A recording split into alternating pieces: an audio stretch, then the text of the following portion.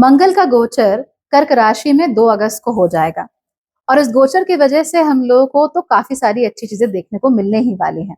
और सबसे बड़ी बात ये कि कुंभ राशि के लोग बहुत लंबे समय से रो रहे थे ना यार, कुछ हो नहीं रहा, कुछ हो नहीं रहा। डोंट वरी, अब सब कुछ होना शुरू हो जाएगा। इनफैक्ट ये जो समय है, ये कुंभ राशि के साथ साथ ही सिंह राशि के लिए बहुत अच्छा है। ये समय मेष के लिए भी थोड़ा बहुत अच्छा हो सकता है, और अगर आप तुला राशि हैं then too it is a very very good time for you. लेकिन असल में हो क्या क्या रहा है वो जानते हैं आज के वीडियो में। मंगल 2 अगस्त को वृषभ राशि छोड़कर मिथुन राशि में प्रवेश कर जाएंगे। यहाँ पर वैसे तो बुध ऑलरेडी मौजूद हैं, लेकिन उन दोनों के बीच में कोई बहुत स्ट्रॉन्ग इंटरेक्शन होता हुआ हम लोगों को नजर नहीं आएगा। ये गोचर जो है ये 18 सितंबर तक चलेगा and I would call it a relatively hassle free गोचर। वजह यह है कि उनके पीछे से केवल शनि है जो कि अभी भी मीन राशि में है और वहां पर वक्री हो गए हैं। तो शनि का बहुत स्ट्रॉन्ग प्रेशर मंगल के ऊपर नहीं आने वाला है। और जो बाकी के ग्रह हैं, जो फास्ट मूविंग प्लैनेट्स हैं, वो तो कब का मंगल के आगे निकल चुके हैं। जो इस समय पर कर्क राशि में वो इस समय पर कर्क राशि में, सिंह राशि में, कन्या राशि में आगे जा चुके हैं, जिसकी वजह से मंगल को जेन्युइनली फायदा ही होगा। लेकिन सबसे बड़ा फायदा मंगल को इसलिए मिलने वाला है क्योंकि मंगल अब शनि की तीसरी दृष्टि से मुक्त हो गए हैं, और ये सबसे अच्छी बात होगी। शनि और मंगल आपस में मित्र बिल्कुल नहीं होते हैं। वैसे तो दोनों ही मलेफिक प्लैनेट्स हैं, लेकिन उसके बाद भी दोनों की आपस में नहीं बनती है। मंगल हर काम आगे बढ़कर करना चाहते हैं, डायरेक्टली करना चाहते हैं, सीधा सीधा करना चाहते हैं, and he believes in short to medium term things. लेकिन शनि शनि का तो व्यवहार ही अलग है। Shani is all about the long term, छोटी छोटी किश्तों में चीजें करना और करते ही चले जाना बिना सर उठाए, बिना सवाल पूछे हुए। उसके साथ साथ ही शनि डिलेज बहुत करते हैं, कई बार डिनायल्स भी कर देते हैं, और ये सारी की सारी चीजें एकदम से स्प्रिंग फोर्थ करने वाले मंगल को बिल्कुल अच्छी नहीं लगती है। यही वजह होती है कि दोनों प्लैनेट्स की आपस में नहीं बनती है। और ऐसे में जब शनि की दृष्टि मंगल के ऊपर पड़ रही होगी, even though things would be fine, इतना कुछ प्रॉब्लम आपको नहीं देखने में आएगा, लेकिन कहीं ना कहीं ऐसा जरूर लगेगा कि हमारे जो कार्यकलाप हैं वो बहुत बुरी तरीके से रुक गए हैं, अब आगे ठीक तरीके से हो नहीं रहे, and that would create troubles for us. खैर, वो ट्रबल्स हमारे पीछे छूट चुके हैं क्योंकि अब मंगल मिथुन राशि में प्रवेश कर चुके हैं। इसीलिए कम से कम 3 राशियों का तो यहाँ पर भला होने ही वाला है। सबसे पहली है मिथुन राशि। जब मंगल आपकी राशि में प्रवेश करेंगे, पहले घर में होंगे, तो उसके कारण से आप लोगों के अंदर काफी विगर आएगा, बड़े आपको जान महसूस होगी। You will feel like I can do anything. Intellectual pursuits आप बहुत सारे करना चाहेंगे, हिसाब किताब में आपका मन बहुत ज्यादा लगने वाला है। And that's not all, you will be all about money right now, all about communication, all about enjoying your life, all about your friends। और दोस्तों से, मित्रों से, संबंधियों से, खासतौर पे सिबलिंग्स, कजिन्स, इन लोगों से आप लोगों को बहुत ही अच्छा सपोर्ट मिलने वाला है, विच इज अमेजिंग। लेकिन जो बाकी के 2 एयर साइंस हैं, यानी कि तुला राशि और कुंभ राशि, उनके लिए भी कुछ कम अच्छी चीजें नहीं है।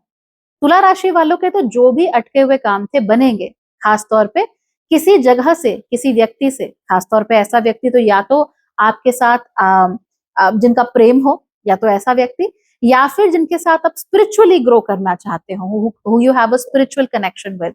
ऐसे लोगों के साथ अगर आपकी बातचीत में कहीं कोई कमी आ गई थी या ब्रेक लग गया था, तो वो चीजें फिर दोबारा से होनी शुरू हो जाएंगी और आपको बहुत ही अच्छा लगेगा।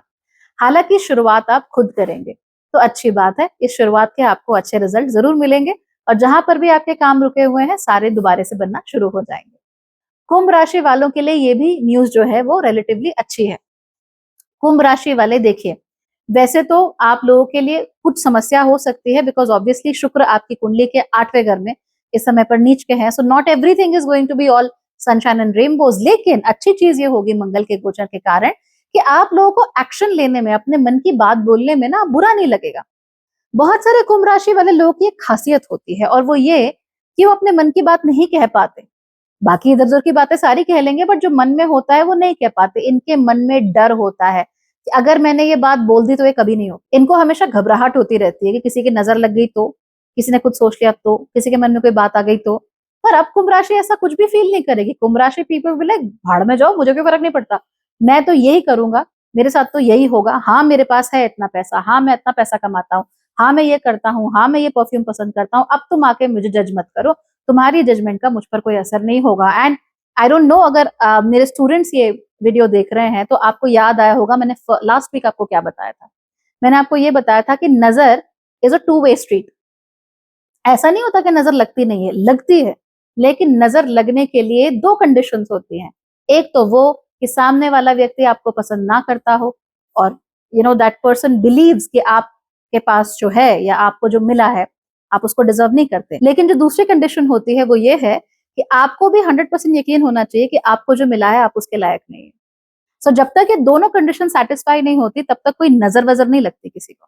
तो आपको भी ये चीज पता होनी चाहिए। कुंभ राशि वालों के लिए तो खासतौर पे एक अच्छी चीज है, समझ जाइए nothing is going to happen, go ahead, live your life, live your dreams, कोई प्रॉब्लम नहीं होगी, सब ठीक हो जाएगा। ठीक है। सिंह राशि वालों को काम में जहां पर दिक्कत आ रही थी, पैसे का इशू हो रहा था, वो सारा का सारा सॉर्ट होना शुरू हो जाएगा आप लोगों के लिए।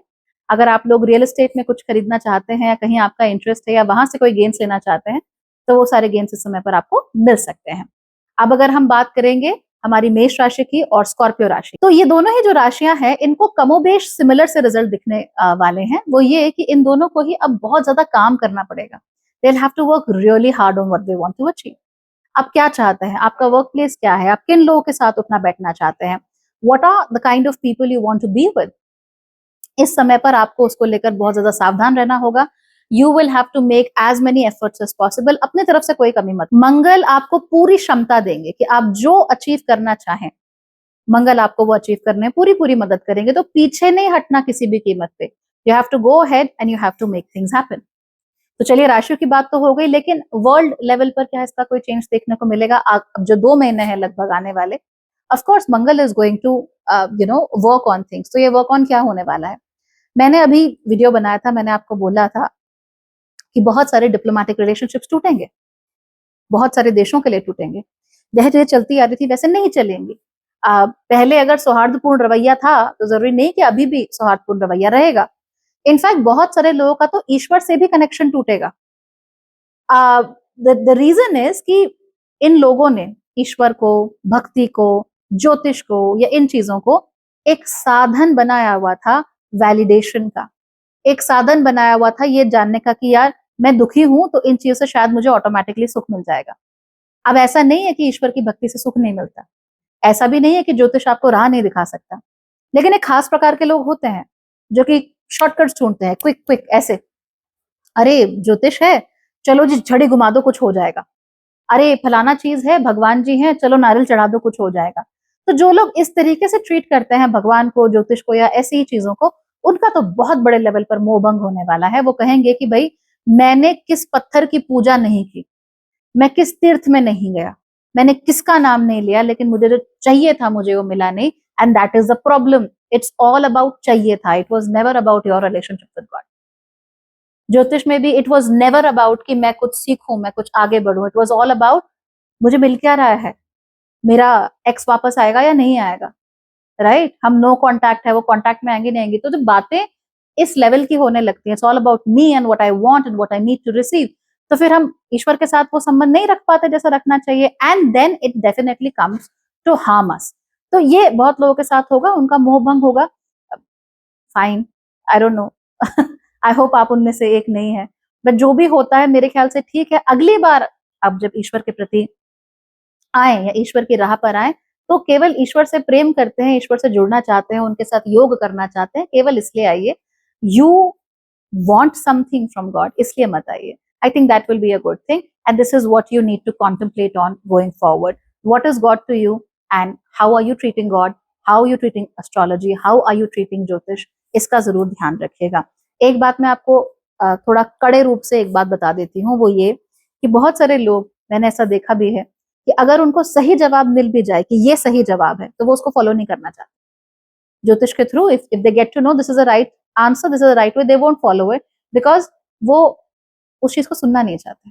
आप ए लेवल पे जाना चाहते हो, आपको कहा गया है, तो ऐसा व्यक्ति मत बनना। बाकी everything is okay. Hope you have a good life. Bye.